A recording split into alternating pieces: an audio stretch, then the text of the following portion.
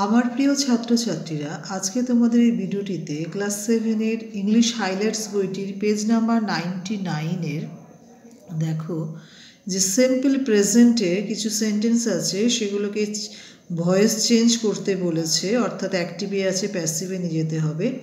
আমি 1 থেকে 10 পর্যন্ত আমি সলভ করে রেখেছি, আমি আনসারটি বলে দিচ্ছি। সিম্পল প্রেজেন্ট যে চেঞ্জ দ্য ভয়েস বলেছে সেটা করেছি। সিম্পল পাস্ট, সিম্পল ফিউচার, এটা আমি আমার পরবর্তী ভিডিওগুলোতে আপলোড করছি। তোমরা আপাতত এইটা লিখে নাও, আমি বলে দিচ্ছি। Number 1, she is helped by him. Number 2, a plane is seen by us.